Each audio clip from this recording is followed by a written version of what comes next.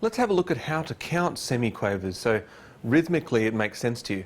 Now I always remember when I used to learn drums, my teacher had this saying, if you can say it, you can play it. And what he was always talking about is, it's good to count a rhythm out before you try and play it. Now once you get used to it, you don't need to do that anymore. Once you can look at a piece of music and just look at that rhythm or the groove and get it right. But it's a good habit to, while you're learning, to do that. So let's look at how to count those rhythms. Now let's imagine we have a bar. So we're in 4/4, we'll just use 4 as our example. So here's the end of the bar, you have another bar there. Now in this bar, we would have 4 beats. So we'll just number it 1, 2, 3, and then 4. So in those 4 beats, we need something to fill up the value of all 4. So we could just put a semi-breve at the beginning and say, well, that's worth 4, so I'd play it on the first beat and let it ring. I could go and turn that into a minim, which would mean I'd need another minim here. Alright, so that would be now play on the first, let it ring for the second, play on the third, let it ring for the fourth.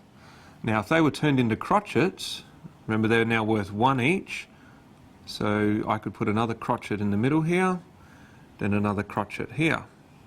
So that would now mean play on every beat, so as you're counting through 1, 2, 3, 4, you play every time. Now in between here, another note can live. Now, as soon as I divide these into halves, these, remember, were quavers, and that's now counted 1, and this one here is exactly in the middle of the 1 and the 2, and we always give it the name and. So I usually put a plus sign to mean and, so we could put another one in here, in between, and that would be another and. Now, just to expand this out a little bit, on this bar here, I'm going to draw the crotchet. Now I'm going to do a little bit out of ratio here. Say that's the 1, the 2, the 3 and the 4. So I'm kind of squeezing the last ones in just to make it easy to see. So I've got the 2 here, and I could have whatever I wanted, blah blah blah blah blah, for these different values. Doesn't really matter. So in here, in between the 1 and the 2, we said is the and. We put and there. Now if we break this into quarters, we can put another note in between here, which is exactly halfway between the beat and the and.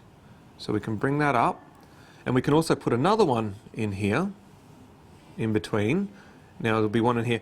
Now remember, these have to have 2 lines joining it, because semiquavers are always got 2 lines. Now they give a name to this quarter in here. Now most people, I've always heard refer to it as an E. Now I've seen people write E, E, so 2 E's, but I usually just put 1. This one here, we call A. Now I've seen people put A, then a H, but I usually just put A.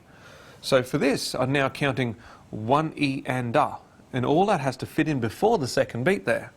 So if I was counting that rhythm out, this beat here would go 1 E and a 2.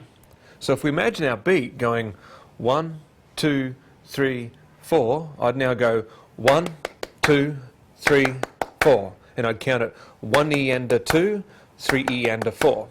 Okay, so what I've done there is 4 semiquavers, and I'm actually just doing it as a crotchet here. 4 more semiquavers and a crotchet. So we're going to have a look at all those different rhythms as we go on.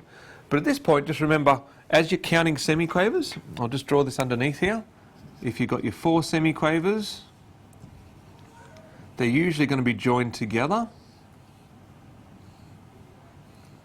with 2 lines. Actually, they're always going to have 2 lines for a semiquaver. And we always count the first one as the beat, so it might be the 1, 2, or 3, or 4. We'll just put 1. Then we're going to count that as E, and then we're and then the A. And that's the best way I've found to count it. There is other systems around. You might have heard it when you're really young, counting this as a ticka ticka. That works as well. It's great for the kids as they're learning. I do that with some of my young kids. But this is a really good way because it caters for all the different types of combinations we're going to see as we go on. So just remember, it's counted 1 E and A, and that's the best way we're going to count these 16th notes or semiquavers.